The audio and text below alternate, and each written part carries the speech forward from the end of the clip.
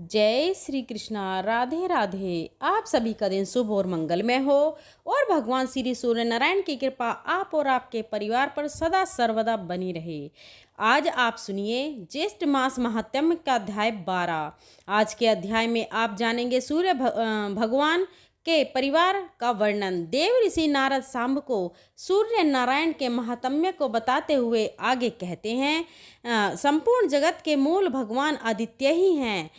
इंद्र आदि देवता इन्हीं से उत्पन्न हुए हैं। देवताओं तथा जगत का संपूर्ण तेज इन्हीं का है। अग्नि में दी गई आहुति सूर्य नारायण को ही प्राप्त होती है, इसलिए आदित्य ही वृष्टि उत्पन्न होती है। वर्षा से अन्न उत्पन्न होता है तथा अन्न से प्रजा का पालन होता है।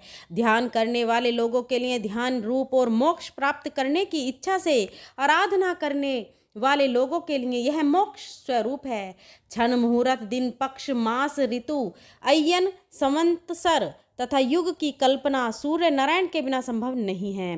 काल नियम के बिना अग्निहोत्र आदि कर्म नहीं हो सकते। ऋतु विभाग के बिना पुष्प फल तथा मूल की उत्पत्ति संभव नहीं है।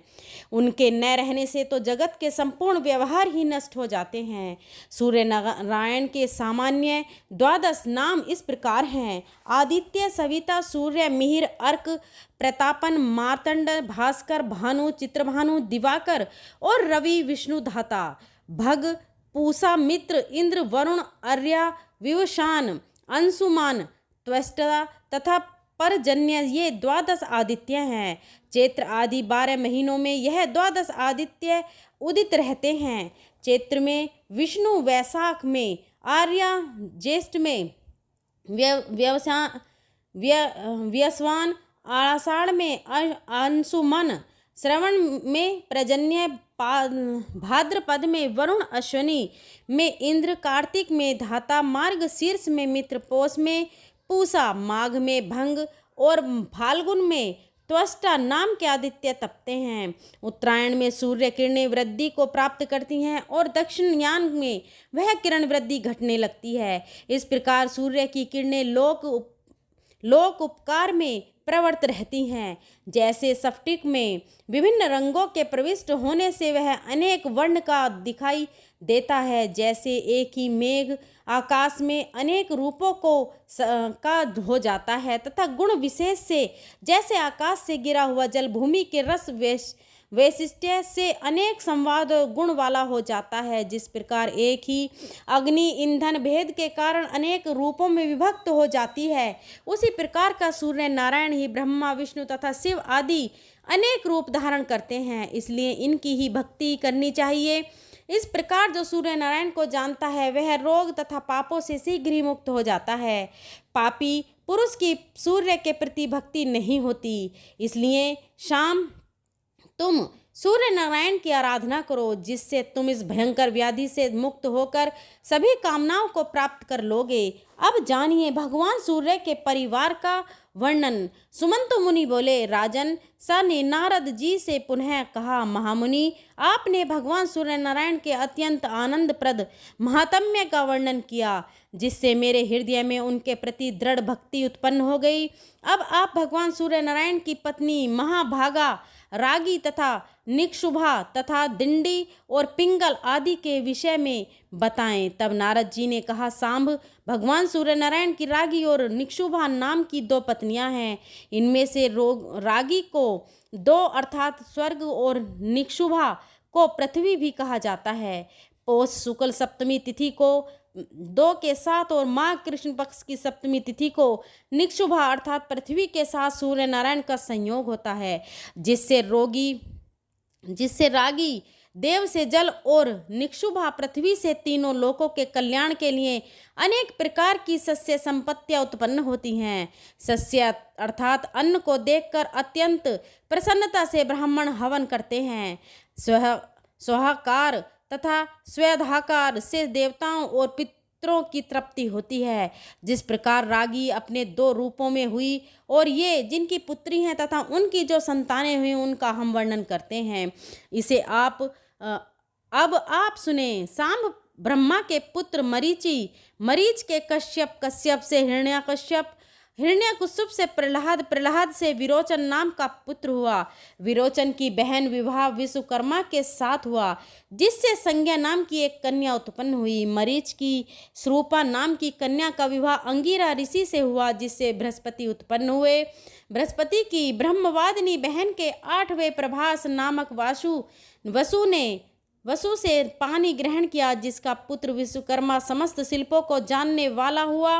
उन्हीं का नाम त्वष्टा भी है, जो देवताओं की बई हुई। इन्हीं की कन्या संज्ञा को रोगी कहा जाता है। इन्हीं को द्वाश्री, प्रभा तथा सुरेनु भी कहते हैं। इन्हीं संज्ञा की छाया का नाम निक्षुभा है। सूर्य भगवान की संज्ञा नामक पत्नी बड़ी ही रूपवती और पतिव्रता थी, किंतु भगवान सूर्य नारायण मानव रूप में उसके समीप नहीं जाते थे और अत्यधिक तेज से परव्याप्त होने के कारण सूर्य नारायण का वह स्वरूप सुंदर मालूम नहीं होता था। अतः वह संज्ञा को भी अच्छा नहीं लगता था। संज्ञा से 3 संतानें उत्पन्न हुई, किंतु सूर्य नारायण के तेज से व्याकुल होकर वह अपने पिता के घर चली गईं और हजारों वर्ष तक वहीं रहीं। जब पिता ने संज्ञा से पति के घर जाने के लिए अनेक बार कहा, तब वह उत्तर कुरु देश को चली गईं। वहाँ वह अश्वनी का रूप धारण करके तृण आदि चढ़ती हुई समय बिताने लगी। सूर्य भगवान के पास संज्ञा के रूप में उसकी छाया निवास करती थी। सूर्य उसे संज्ञा ही समझते थे। इससे 2 पुत्र हुए और एक कन्या हुई, श्रुति, श्रवा और श्रुतकर्मा। यह 2 पुत्र और अत्यंत सुंदर तप्ती नाम की कन्या छाया की संतानें हैं। श्रुतु श्रवा तो श्रावणी मुनि के नाम से प्रसिद्ध होगा और ऋतुकर्मा ने स्नेश नाम से प्रसिद्ध प्राप्त की। संज्ञा जिस प्रकार से अपनी संतानों से स्नेह करती थी, वैसा स्नेह छाया नहीं किया करती। इस अपमान को संज्ञा के ज्येष्ठ पुत्र सावर्णी मनु ने तो सहन कर लिया, किंतु उसके छोटे पुत्र यम अर्थात धर्मराज जी सहन नहीं कर सके। छाया ने जब बहुत ही कलेश देना शुरू किया, तब क्रोध में आकर बालपन तथा भावी प्रबलता के कारण उन्होंने अपनी माता छाया की भर्त्सना की और उसे मारने के लिए अपना पैर उठाया। यह देखकर क्रोधित विमाता छाया ने उन्हें कठोर श्राप दे दिया कि दुष्ट, तुम अपनी माँ को पैर से मारने के लिए तत्पर हो रहे हो, इसलिए तुम्हारा यह पैर टूटकर गिर जाए। छाया के श्राप से विह्वल होकर यम अपने पिता के पास गए और उन्हें सारा वृतांत कह सुनाया। पुत्र की बातें सुनकर सूर्य नारायण ने कहा, पुत्र, इसमें कुछ विशेष कारण होगा, क्योंकि अत्यंत धर्मात्मा तुझ जैसे पुत्र के ऊपर माता के क्रोध आया है। सभी पापों का तो निदान है, किंतु माता का श्राप कभी अन्यथा नहीं हो सकता। पर मैं तुम्हारे ऊपर अधिक स्नेह के कारण एक उपाय कहता हूँ। यदि तुम्हारे पैर के मांस को लेकर कृमि भूमि पर चले जाएं, तो इससे माता का श्राप भी सत्य होगा और तुम्हारे पैर की रक्षा भी हो जाएगी। सुमंतु मुनि ने कहा, राजन, इस प्रकार पुत्र को आश्वासन देकर सूर्यनारायण छाया के पास जाकर बोले, छाये, तुम इनसे स्नेह क्यों नहीं करती हो? माता के लिए तो सभी संतानें समान ही होनी चाहिए। यह सुनकर छाया ने कोई उत्तर नहीं दिया, जिससे सूर्य नारायण को क्रोध आ गया और वे श्राप देने के लिए तत्पर हो गए। छाया भगवान सूर्य को क्रोधित देखकर डर गई और उसने अपना संपूर्ण वृतांत बता दिया। तब सूर्य अपने ससुर विश्वकर्मा के पास गए। अपने जमाता सूर्य को क्रोधित देखकर विश्वकर्मा ने उनका पूजन किया तथा मधुर वचनों से शांत किया और कहा, देव, मेरी पुत्री संज्ञा आपके अत्यंत तेज को सहन न कर सकने के कारण वन को चली गई है और वह आपके उत्तम रूप के लिए वहाँ पर महान तपस्या कर रही है। ब्रह्मा जी ने मुझे आज्ञा दी है कि यदि उनकी अभिरुचि हो तो तुम संसार के कल्याण के लिए सूर्य को तराश कर उत्तम रूप बनाओ। विश्वकर्मा का यह वचन सूर्य नारायण ने स्वीकार कर लिया और तब विश्वकर्मा ने शाकदीप में सूर्य नारायण को भ्रमी अर्थात खराद पर चढ़ाकर उनके प्रचंड तेज को खराद डाला, जिससे उनका रूप बहुत सौम्य बन गया। सूर्य नारायण ने भी अपने योग बल से इस बात की जानकारी की कि संपूर्ण प्राणियों से अदृश्य हमारी पत्नी संज्ञा अश्वनी के रूप को धारण करके उत्तर कुरु में निवास कर रही है। अतः सूर्य भी स्वयं अश्व का रूप धारण करके उसके पास आकर मिले। फलस्वरूप कालांतर में अश्वनी से देवताओं के वेद जुड़वा अश्वनी कुमारों का जन्म हुआ। उनके नाम है नासत्य तथा दस्त्र। इसके बाद सूर्य नारायण ने अपना वास्तविक रूप धारण किया। उस रूप को देखकर संज्ञा अत्यंत प्रीति से प्रसन्न हुई और वह उनके समीप गई। इसके बाद संज्ञा से रेमवत नाम का पुत्र उत्पन्न हुआ, जो भगवान सूर्य नारायण के समान ही सौंदर्य संपन्न था।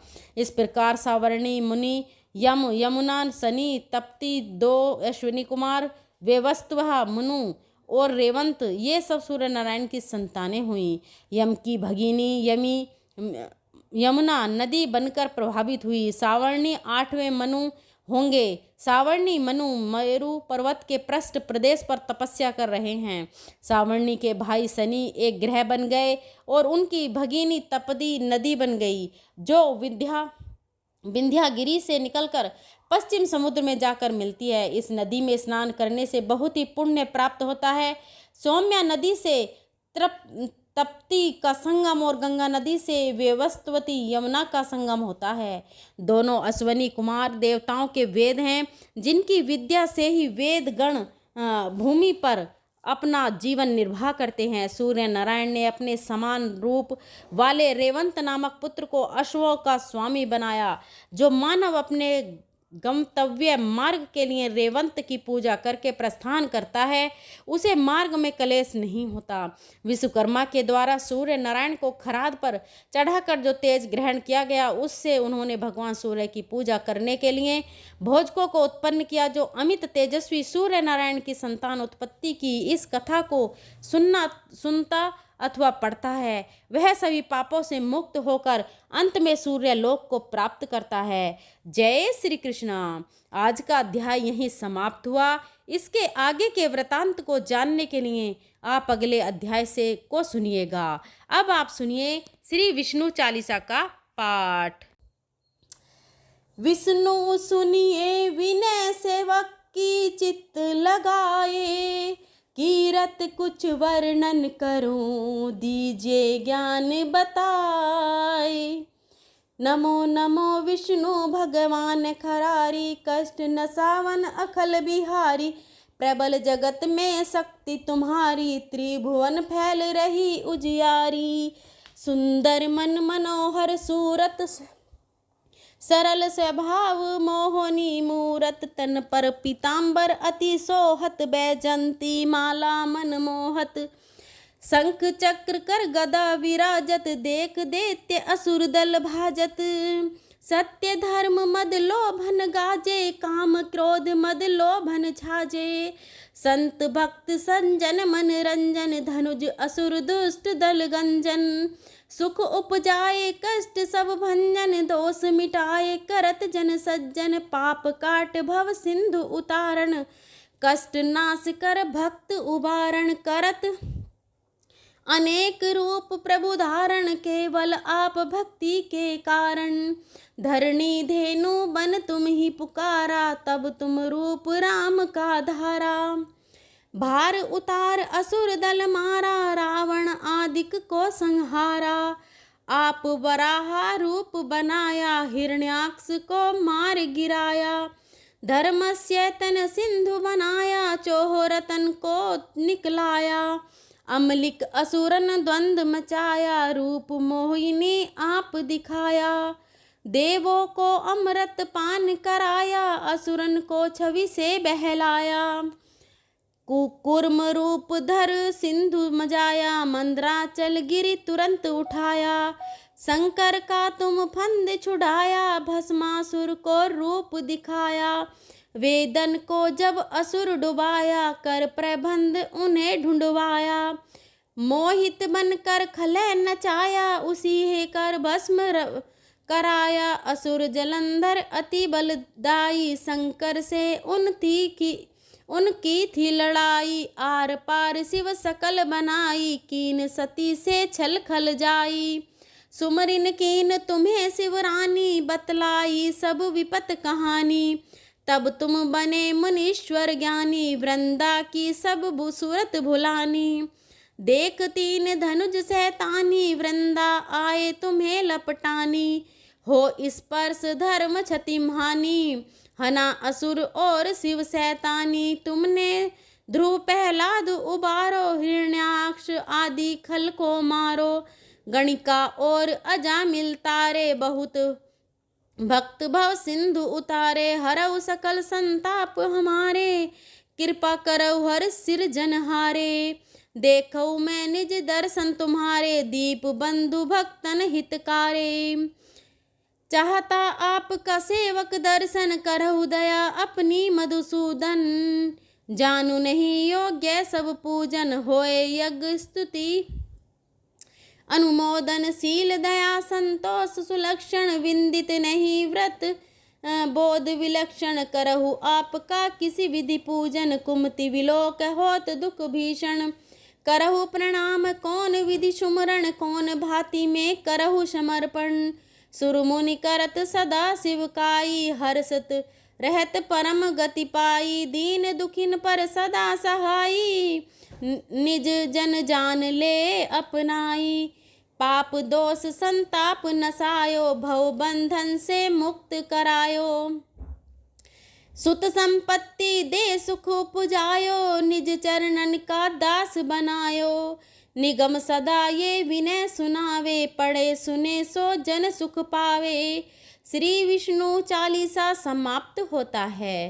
प्रेम से बोलिए भगवान विष्णु और माता लक्ष्मी की जय।